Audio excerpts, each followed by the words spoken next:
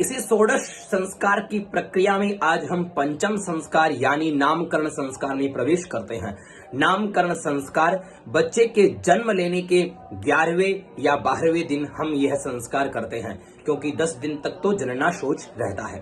तो 11वें या 12वें दिन हम इस क्रिया को संपन्न करते हैं, इस संस्कार को संपन्न करते हैं। नामकरण देखिए, नामकरण के बिना तो व्यक्ति की विशेषता जो है वो गौण जो है नहीं रहती है, वो प्रधानता नहीं रहती है। जीवन का संपूर्ण आधार ही नाम है। इसके बिना मनुष्य की पहचान करना असंभव सा जान पड़ता है। व्यक्ति संज्ञा का महत्व जीवन में सर्वोपरि है, अतः नामकरण संस्कार एक विशेष महत्वता रखता है।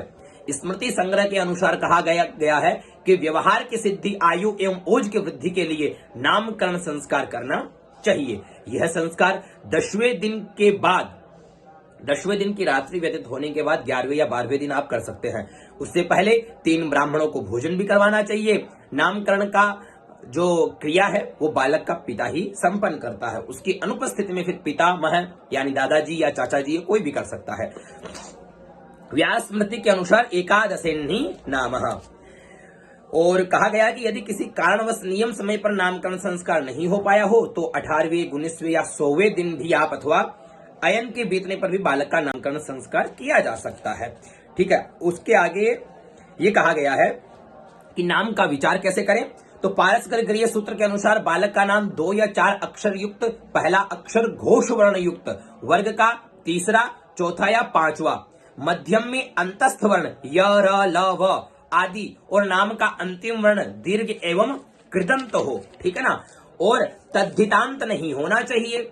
कन्या का नाम विषम वर्णी 3 या 5 अक्षर युक्त, दीर्घ वर्णांत एवं तद्धितांत होना चाहिए, यथा द्वयक्षरम, चतुरक्षरम व घोष वदाद्यंतरम तस्थम दीर्घाभिनिष्ठानम कृतम कुर्यान न कृतम कुर्यान न तद्धितम आयुजाक्षर माकारांतौ स्त्रियै तद्धितम, यह भी कहा गया है। और देखिए, संस्कार प्रकाश के अनुसार कहा गया है कि कुल देवता से संबंध, मास से संबंध, नक्षत्र से संबंध, व्यवहारिक नाम जातक का होना चाहिए। ठीक है, यहाँ एक बात यह भी कही गई है कि बालकों का नाम सम अक्षरों में रखना चाहिए तथा बालिकाओं का नाम विषम अक्षरों में रखना चाहिए। बालकों के नाम प्रायः पुल्लिंग में हो और बालिकाओं के नाम स्त्रीलिंग में होने चाहिए। रावण, महिषासुर, चंड, मुंड, शूर्पणखा, सुरसा, खरदूषण इत्यादि नामों से कभी भी उन जातक का आप नामकरण ना करें। संक्रांति काल, ग्रहण काल व श्राद्ध काल में नामकरण नहीं करना चाहिए। गणेश मातृका, नांदी श्राद्ध, पुण्यवाचन, नवग्रह आदि पूजन के पश्चात काष्य के पात्र में चावल फैलाकर 5 पीपल के पत्तों पर 5 नामों का उल्लेख करते हुए उनका पंचोपचार पूजन करे। पुनः माता की गोद में पूर्वाभिमुख बालक के दक्षिण कर्ण में घर के बड़े पुरुष द्वारा पूजित नामों में से निर्धारण करते हुए नाम चुनना चाहिए। और 27 नक्षत्र होते हैं। बालक का जिस नक्षत्र में जन्म हो और जिस चरण में जन्म हो उसी चरण का वही अक्षर उस बालक का होना चाहिए, क्योंकि फिर आगे भी हम जब कुंडलियां मिलान करते हैं इत्यादि संपूर्ण कार्य होते हैं तो वह बहुत विशेष महत्वता दर्शाता है। जैसे अगर किसी बालक का अश्विनी नक्षत्र में जन्म हो तो अश्विनी नक्षत्र के जो स्वामी है वो अश्विनी कुमार है और उसके जन्म अक्षर 4 है, चू, चे, चो, ला।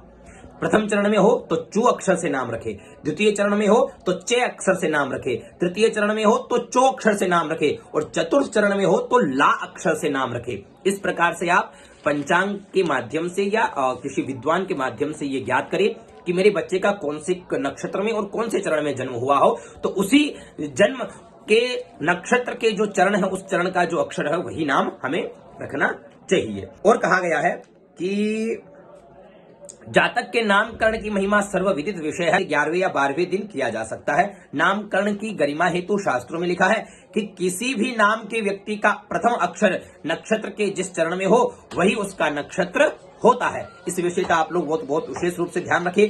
यदि नाम के प्रारंभ में संयुक्त अक्षर हो तो उस नाम के प्रारंभ के प्रथम वर्ण का ही अक्षर ग्रहण करना चाहिए। ठीक है ना, इत्यादि क्रियाएं जो है इन विषयों का हमें बहुत जो है गंभीरता से हमें ध्यान रखना चाहिए और फिर उस बालक का जो है हमें नामकरण संस्कार जो है वो संपादित करना चाहिए, क्योंकि जीवन पर्यंत वो नाम चलता है। कुंडली मिलान करते हैं तो वही नाम चलता है ना। और नाम में बहुत जो है तत्व छुपा हुआ रहता है। इस प्रकार से नाम भी ऐसा हो कि जो उच्चारण करे, क्योंकि नाम की ही महिमा है, नाम का जो उच्चारण करे उसकी वाणी भी शुद्ध हो। ऐसा नहीं कि आजकल के जो नाम रखे जा रहे हैं जिनका कोई अर्थ ही ना है ना, बिना अर्थ के जो नाम है, पता नहीं क्या क्या कैसे कैसे नाम रखते हैं। हमें नाम रखने तो भगवान से संबंधित नाम रखिए, जिससे उस बच्चे का उच्चारण भी हो, उसका नाम भी लिया जाए, तो हमारी वाणी भी शुद्ध हो। ठीक है ना। जैसे आप सभी लोग जानते हो, अजामिल का जो उदाहरण आप सभी के सामने है। अजामिल इतना बड़ा पापी था, लेकिन अपने बेटे का नाम नारायण रख लिया, तो उसकी क्या हो गई, कितनी बड़ी परम गति उसे प्राप्त हुई, क्योंकि वो निरंतर नारायण नारायण अपने छोटे बच्चे से बहुत प्रेम करता था, तो नारायण नारायण उच्चारण करता। तो ये महत्वता है नाम की। तो बच्चे का जो भी नाम रखे वो भगवान से संबंधित नाम रखे। कि अजामिल इतना बड़ा पापी था, लेकिन अपने बेटे का नाम नारायण रख लिया, तो उसकी क्या हो गई, कितनी बड़ी परम गति उसे प्राप्त हुई, क्योंकि वो निरंतर नारायण नारायण अपने छोटे बच्चे से बहुत प्रेम करता था, तो नारायण नारायण उच्चारण करता। तो ये महत्वता है नाम की। तो बच्चे का जो भी नाम रखे वो भगवान से संबंधित नाम रखे। ठीक है जी। जय श्री राम। और इस वीडियो के माध्यम से आपको क्या क्या जानकारियां प्राप्त हुई, क्या ये जानकारियां सभी आपके लिए ठीक रही, तो ये संपूर्ण जो है वीडियो देखने के बाद आप मुझे कमेंट करके जरूर बताइएगा। जय जय सीताराम जी।